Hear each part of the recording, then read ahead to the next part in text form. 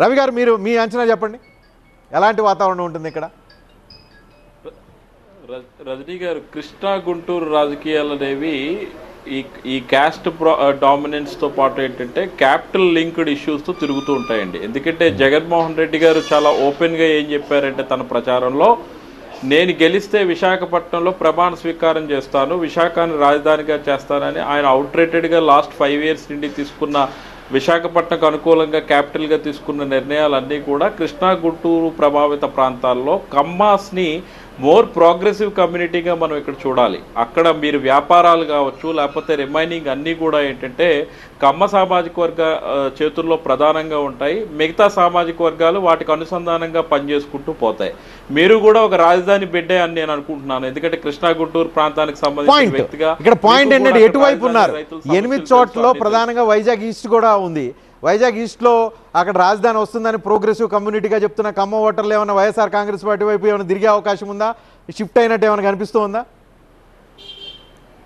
మీకు అదే చెప్తున్నా, ఇక్కడ కమ్మ ఓటర్స్ అనేవాళ్ళు ప్రోగ్రెసివ్ అని ఎందుకు చెప్పానంటే వాళ్ళు ఒక వ్యాపార కోణమే కాదు, వాళ్ళ సెల్ఫ్ రెస్పెక్ట్ కోణంలో కూడా ఆలోచిస్తారు. కాబట్టి ఖచ్చితంగా మీరు ఇందాక చెప్పినట్టు 90% ఆఫ్ ఓటర్లు అనేవాళ్ళు ఖచ్చితంగా ఎన్డీఏ కూటమి వైపే మొగ్గు చూపుతారు.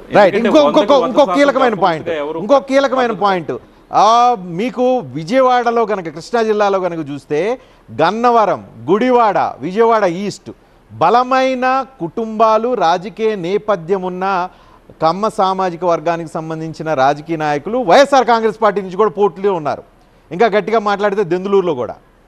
సో ఇక్కడ ఇన్ఫ్లుయెన్స్, ఓటర్ల ప్రభావం, ఆలోచన, ఎస్పెషల్లీ ఆ నియోజకవర్గంలో ఉన్నవాళ్ళు, కమ్మ సామాజిక వర్గం ఉన్నవాళ్ళు ఎలా రియాక్ట్ అవుతారు? రవి గారు.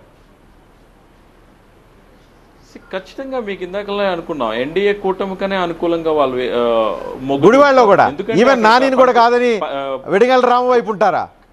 దేవినేని లాంటి ఫ్యామిలీని వదిలేసి గద్దె ఫ్యామిలీకి వైపుకి వెళ్తారా? వంశీని వదిలేసి ఇంపార్టెంట్ కాదు.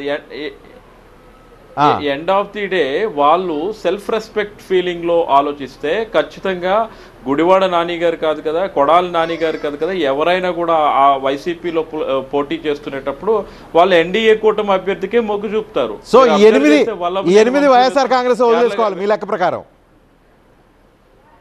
వదిలేసుకోవాలనే లేదు. ఎలక్షన్ గెలవడం వేరు, ఒక సామాజిక వర్గం మొగ్గు చూపడం వేరు. మీరు అదే చెప్తున్నారు. దెందులూరులో కొటార్ అబ్బాయి చౌదరి ప్రభాకర్ కన్నా చాలా మంచి ప్రవర్తనతో లాస్ట్ 5 ఏళ్ళు కూడా ఉన్నాడు. ఖచ్చితంగా కొటాయి అబ్బాయి చౌదరి గారికి మంచిగానే అక్కడ అవకాశాలు ఉన్నాయి. మనం అలా ఎలా అంటాం? నేను అనేది ఒక సామాజిక వర్గం గంపగుత్తుగా వేసేసినంత మాత్రాన గెలిచే సందర్భాలు కూడా లేవు కదా. విజయబాబు గారు అందుకు సో 8కి ఎస్ అండి. కూడా నా అంచనాల ప్రకారం ఏంటంటే కాంబినేషన్ ఆఫ్ ఓట్స్ అండి. కేవలం గెలిపించే కమ్మాస్ ఓట్లు గెలుపు గుర్రాలు కాదు ఇక్కడ. వాళ్ళ ఓట్లు అధికంగా మీరు అన్నట్టు ఏంటంటే ఖచ్చితంగా కూటమిగా పడతాయి, కానీ వాళ్ళు గెలిపించేటువంటి గెలుపు గుర్రాలు కాదు. అదర్ ఫ్యాక్టర్స్ కూడా పనిచేస్తాయి. ముఖ్యంగా కొడాలి నాని విషయానికి వచ్చినట్లయితే అక్కడ కమ్మాస్ చాలామంది కూడా కొడాలి నానిని కాదని చెప్పని ఎక్కడి నుంచో సడన్గా ఆ ప్రాంతవాసినంటూ వచ్చినటువంటి వెనిగళ్ల రాముకి ఓటేయటం జరగదు. ఎందుకంటే వాళ్ళు కొడాలి నానిని ఓన్ చేసుకున్నారు. వాళ్ళు ఆయన్ని ఒక వైసీపీ అభ్యర్థిగా కంటే కూడా వాళ్ళ కుటుంబ సభ్యుడిగా ప్రేమించేటువంటి వాళ్ళు చాలా కుటుంబాలతో ఆయనకి సన్నిహిత సంబంధాలు ఉన్నాయి. అందుకని అదర్ ఫ్యాక్టర్స్ అంటున్నా. అట్లాగే దేవినేని లోకేష్ విషయానికి వచ్చినప్పుడు కృష్ణలంక ఓట్లు చాలా సాలిడ్ కరడుగట్టిన జనసేన ఫేవరబుల్గా ఉన్నటువంటి ఓట్లండి అక్కడ ఓట్లన్నీ కూడా.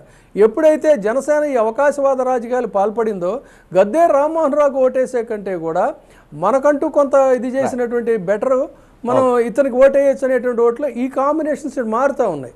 అదే ఇందాక నేను నాదెండ్ల మనోహర్ విషయం కూడా చెప్పా. వాళ్ళు క్యాస్ట్ వైజ్గా డెఫినెట్గా ఆబ్వియస్లీ సాలిడ్గా మీరు అన్నట్టు 99% కూడా ఒకవేళ తెలుగుదేశం వైపు కూటమి వైపు ఉంటే ఉండొచ్చు, కానీ ఫ్యాక్టర్స్ పనిచేస్తాయి అక్కడ. ఆ ఫ్యాక్టర్స్ ప్రాతిపదికగా చూసుకున్నప్పుడు ఖచ్చితంగా క్రాస్ ఓటింగ్ 5% జనాభా ఉన్న సామాజిక వర్గం 5% జనాభా ఉన్న ప్రభావితం చాలా ఎక్కువ ఉంటుంది అంటారు కదా. అదే that is called elite group అండి. ఎలైట్ గ్రూప్ అంటే అదే, కానీ ఆ ఎలైట్ గ్రూప్ ఆల్వేస్ అదే పనిచేయదు, కాంబినేషన్స్ పనిచేస్తాయి. ఈ కాంబినేషన్స్ దగ్గర వాళ్ళు దెబ్బతినేటువంటి అవకాశం ఉంది.